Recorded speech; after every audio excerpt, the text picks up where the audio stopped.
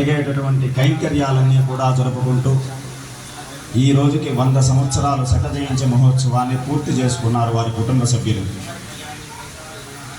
వెంకట చలమయ్య గారు ఒకే కుటుంబంగా ఉండేవాళ్ళు. అంటే రాముడు వేరేగా చూడాలా, వారి కుటుంబాన్ని వేరుగా చూడాలా, రెండూ కలిసినటువంటి కుటుంబమే వారి కుటుంబం. రాముడుకున్నటువంటి ఆస్తే వెంకట చలమయ్య గారి ఆస్తి, వెంకట చలమయ్య గారి ఆస్తే రాముడి ఆస్తి. రెండుగా చూడలేదు వారి కుటుంబం, ఒకే విధంగా ఉండేది. కాలక్రమంలో ఈరోజు ఒకే కుటుంబం అయినది, అదే రాముడి కుటుంబం. చలమయ్య శ్రేష్ఠ గారు ఇచ్చినటువంటి పొలాలన్నీ కూడా మనకు తెలిసినటువంటి విషయం. దినదినానికి మనకి కాలక్రమంలో కొంచెం కొంచెం క్షీణిస్తూ మనకు పొలాలన్నీ కూడా అయిపోయినాయి.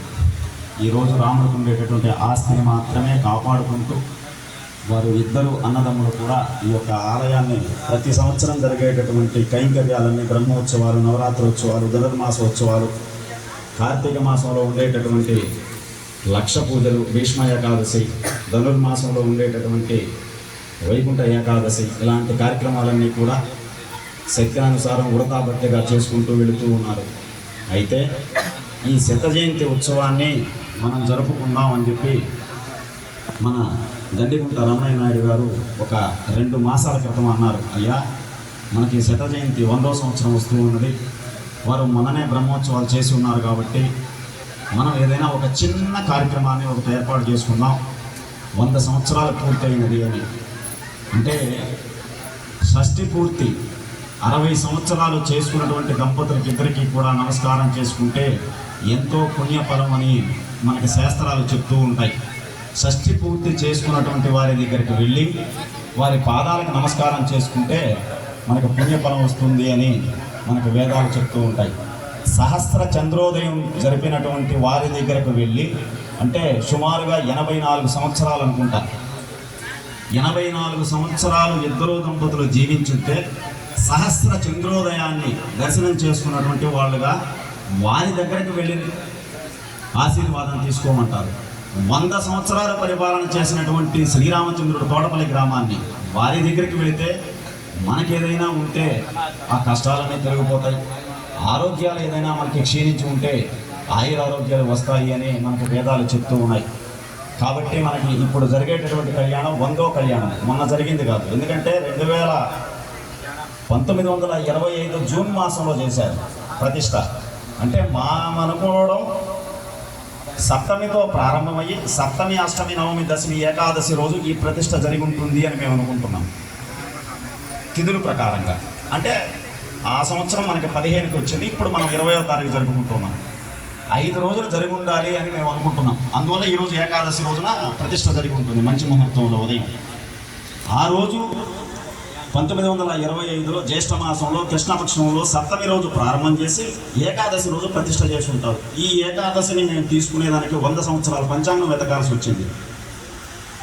రమణన్న గారు కంప్యూటర్లో కొట్టి దాన్ని బయటికి తీశారు, ఏ రోజు వస్తుందానని. వీరు కూడా చూశారు, చూస్తే ఏకాదశి రోజు జరిగి ఉండాలి అని అనుకుంటున్నాం. ఈ యొక్క ఆలయానికి అనేక మంచి మంచి కార్యక్రమాలు జరుగుతున్నాయని మేము చిన్నపిల్లలు అప్పటి నుంచి వింటూ ఉంటాం. దీనికి అర్చకత్వంగా పనిచేసినటువంటి వారు కోట శేషయ్య గారు. చిన్న బాల్యంలో వచ్చి వారు ఈ గ్రామంలోనే ఉండి వృద్ధాప్యం వరకు కనీసం దేవాలయంలోకి రాలేనటువంటి పరిస్థితిలో కూడా ఆయన ఆలయంకి వచ్చి నివేదన చేసి అర్చన చేసి వెళ్ళేవాడు. వారి కుమారులు ఉద్యోగరీత్యా చదువుకున్నారు కాబట్టి ఆలయం తెలియక వాళ్ళ అబ్బాయిని, చెల్లెలు గారి అబ్బాయిని దగ్గర తీసి అన్ని విద్యలు నేర్పించి వారు కూడా ఈ యొక్క ఆలయాన్ని అర్చన కైంకర్యాలన్నీ కూడా చేశారు.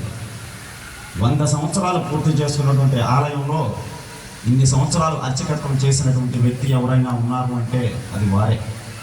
అర్చకులు ఇప్పుడు నిలబడడం లేదు, వారి వృత్తిని మానేసి వారు టెక్కలకి వెళ్ళిపోతున్నారు, బీటెక్ ఎంటెక్లకి. ఎందువల్ల అంటే అర్చకత్వంలో చాలా ఎక్కువ పని ఉంటుంది. విగ్రహారాధన, విగ్రహాలకి అభిషేకాలు, మూలవర్ల అభిషేకాలు ఇవన్నీ ఉంటాయి. అమ్మాయిని ఇచ్చేదానికి పెళ్ళిళ్ళు కాక శిఖలు పెట్టుకొని నామాలు పెట్టుకొని వీళ్ళకు ఉంటే మేము ఇవ్వము అని చెప్తున్నారు. కాబట్టి వివాహాలు కూడా కావడం లేదు. అలాంటి వారిలో కోట శేషయ్య గారు 100 సంవత్సరాలు వాళ్ళ అబ్బాయిని పెట్టుకొని ఈ యొక్క ఆలయాన్ని అనేక కార్యక్రమాలు కైంకర్యాలు చేశారు. ఆ విధంగా ఈ యొక్క ఆలయాన్ని వారు మనకి ఈరోజు అందించారు. వెంకటచలమయ్య గారు పెద్దవారు, స్వర్గస్థులు, కీర్తిశేషులు, పరమపద వాస్తవ్యులు 2 నెలల క్రితం అనుకున్నారు ఈ విధంగా 100వ సంవత్సరాన్ని మన గ్రామంలో చేసుకుందాం, 100 సంవత్సరాలు 100వ కళ్యాణాన్ని మనం చేసుకుందాం అని చెప్పి రమణన్న గారు పదే చెప్పేవారు.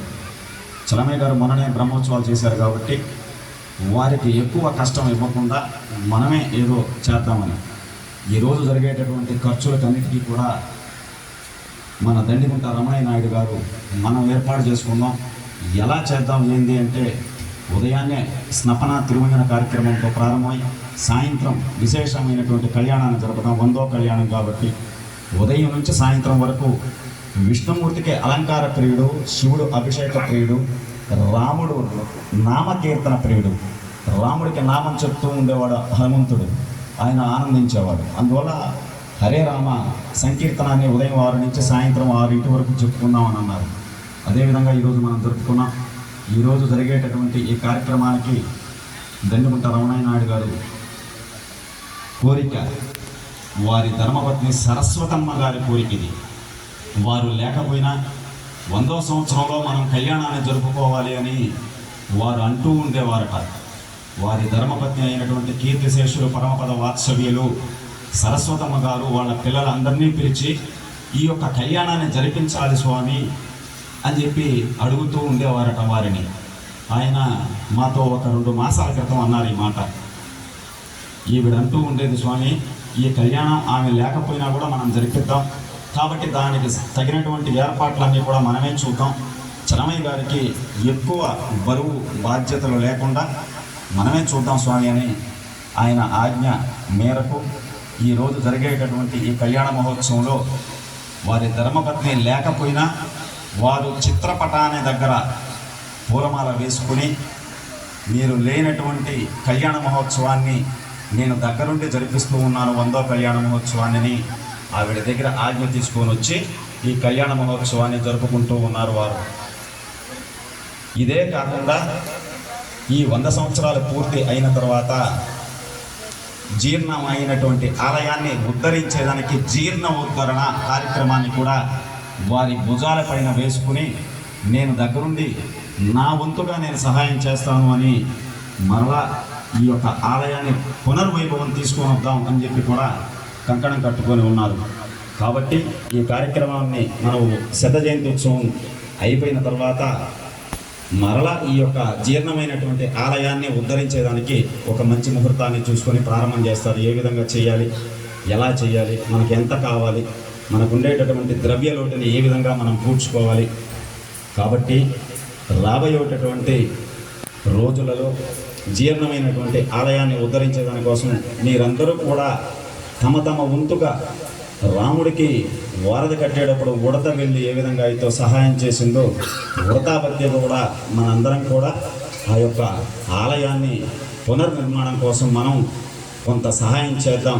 అందరూ కూడా ఒక వస్తు రూపంలో, ఒక ద్రవ్య రూపంలో, ఒక ధన రూపంలో ఏ విధంగా అయినా సరే సహాయం చేసి మరలా ఆ వెంకటచలమయ్య గారు ప్రతిష్ట చేసినటువంటి ఆలయాన్ని పునర్వైభవం తీసుకొని వద్దామని చెప్పి మనందరం కూడా ఒక గట్టి సంకల్పం ఈరోజు 100వ సంవత్సరం జరిగేటటువంటి 100వ కళ్యాణంలో మనందరం గట్టిగా సంకల్పం చేస్తే మన కోరిక మేరకు ఆ హనుమంతుడు కూడా మనకు తోడుండి ఈ ఆలయాన్ని మరలా పునర్వైభవం తీసుకురావాలని ఆ రాముడు మనకి ఆజ్ఞ ఇవ్వాలని కోరుకుందాం.